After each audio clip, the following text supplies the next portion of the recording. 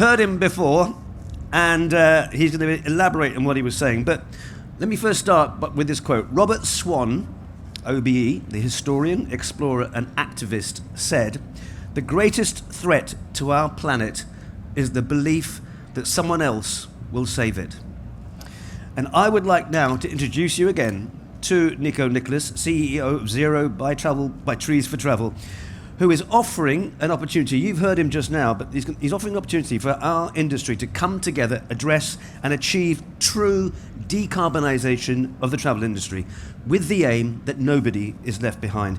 His driving force is to demonstrate climate leadership, collective action and meaningful, that word again, collaboration. Reinforcing the idea that making an impact is not achieved merely by the efforts of the few, but rather by the sum of the endeavours of the many. But let me dude himself tell us more about it. Nico.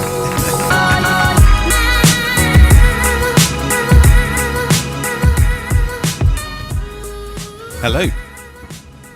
Again. So thank you all for coming back to hear more of me. I'm here to explain a little bit more about what ZEERO is about. It's always, whatever we're doing is always to do with planet and people, and it's about climate contributions, climate justice, and also about offering true climate solutions. So the way we look at sustainability is a little bit different. Okay, it's not about making sustainability a cost center. It's about turning sustainability into a product that can actually earn the investors revenue, and so that it becomes an asset on your balance sheet rather than a deficit. And we think that that's actually one of the key things about changing the way our mentalities work, and we think that that's a necessary way to really scale things. So what is ZEERO? It's an industry collaboration. It is about true collaboration, and it's about actually having a shared ownership. This is our planet. We all live on it. For how long, we don't never know. But it's actually about working together and just recognizing together what a beautiful planet we have, and to be able to work on our ESG and net zero goals together. We don't believe traditional investment is the correct way. We've seen so often fossil fuel companies will invest into projects and then they have a bonanza year and they have such huge profits. And to be honest with you, they have a responsibility to their shareholders. And so their job is to turn profits for their shareholders. And so they then stop investing into sustainability. So what ZEERO is about, it's about making multiple micro investments, and this means that it's palatable. People can actually take one booking at a time or one policy at a time, and it means that there's no huge decision to be made. And it's actually also about making climate contributions where we can invest into climate solutions or projects which can deliver real action. So ZEERO is holistic. We cover everything. We cover waste management. We cover energy production. We cover nature. We cover marine. And it's basically the only way that we feel through a hybrid nature, tech, actions approach is the way we can achieve what we're actually aiming to achieve. And we need to do this. This isn't a question anymore. So the reason that we want to do this is because also to collaborate through having multiple contributions from different stakeholders is so important. It's something that is very easy to sort of like build into a price or a cost, or a hotel booking could just have a euro added, or a flight. It depends on the industry, but it's about working together. So if we do this, though, it means that we can really support our UN SDGs, and we actually cover up to 15 of the 17 Sustainable Development Goals through our forests, through nature investments, through marine, through our fuel projects, and we feel that we can actually hit those SDG targets, the science-based targets for 2030 and 2050.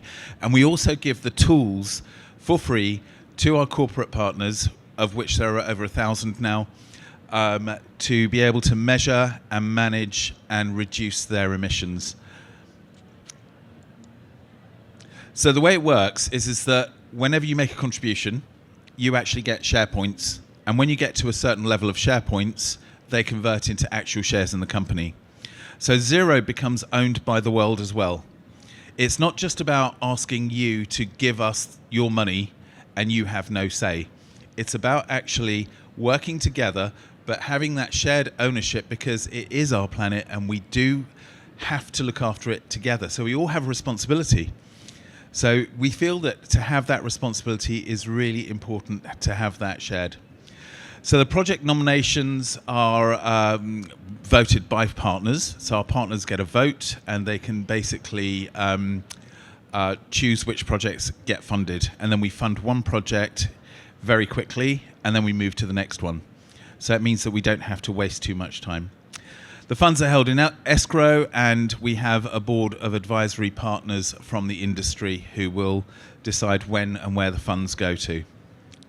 So our Blueprint pilot project, we have focused on with the US government, the US Department of Energy, the National Laboratory, on a hydrothermal liquefaction project which helps to transition away from fossil fuel. So we're working with Florida, the Bahamas, and Crete at the moment. The first project is likely to be in Orlando. Orlando will produce 4 million litres a day. We're also in discussions for the UK to decarbonise the railways, and that London plant will produce 14 million litres a day. So you can see the volumes that this actually creates. The US government, the US government have been amazing with us, the associations have been amazing with us, and we're actually working directly with the National Laboratory in the United States. So, did that? No, okay, fine.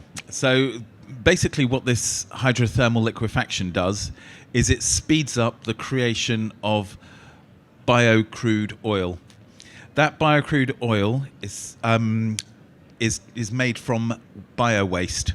So it's from sewage, food waste, agricultural waste, and it speeds up this process. So it takes millions of years for the planet to create crude oil, but this does it in 10 minutes. So, and what that does is it means that we have a fuel that is biodegradable. So if you put it into a tanker and the tanker bursts, it will actually not harm nature. And it reduces emissions by 81%. So it's a really amazing thing that we have access to.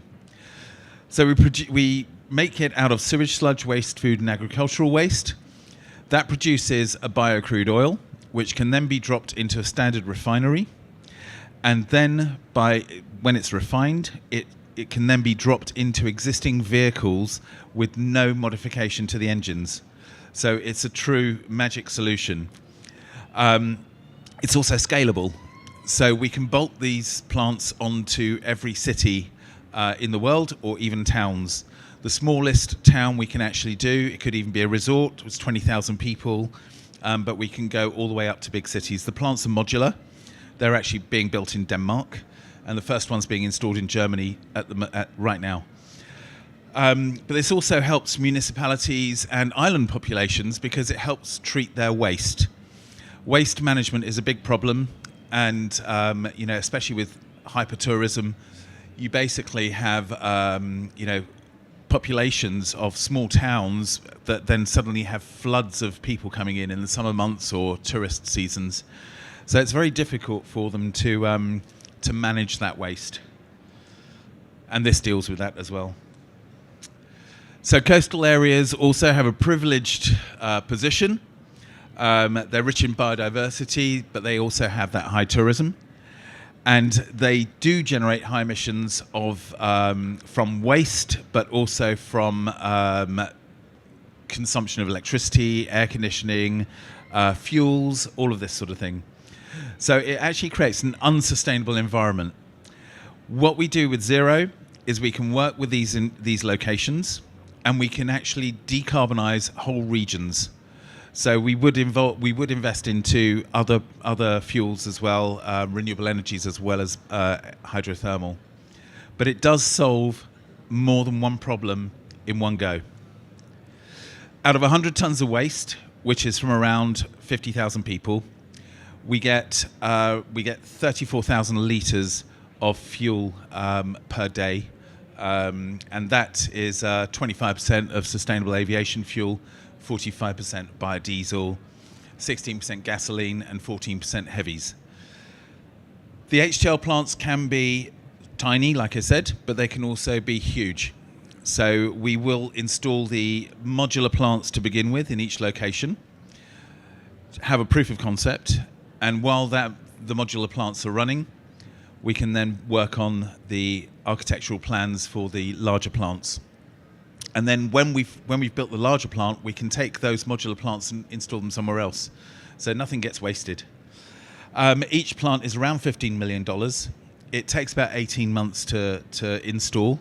We're working with Toho Water in Orlando, and we're also now in discussions with the Bahamas about the land where we're going to build the plant. So one of these plants can produce 5,000 litres, but if you take that to a city, like I said, for example, Paris could produce 9 million litres a day. Marseille could produce 2.5 million litres a day. Miami, 4 million litres a day. And the return on investment is about 2 years. I've got 11 seconds left. Right, so it's a climate contribution. It doesn't need to be $3. It can be $1. We just want people to make a contribution, and then we split it up into renewable energies, so our hydrothermal liquefactions, but we can also invest into solar and wind. And then the other half goes into nature. I've gone over time. 2019, there were 4 billion tourists. It would have meant that we would have been able to produce 240 of these hydrothermal liquefaction plants if the industry gave $1 per tourist per trip. That would have produced 400 million litres per day, and it would have absorbed nearly 1 million tons of CO2 per year. And that's just 1 year. Don't forget, these plants last for 30 years. So the benefits is stop. I'll leave you with this screen. Okay, thank you. Thank you.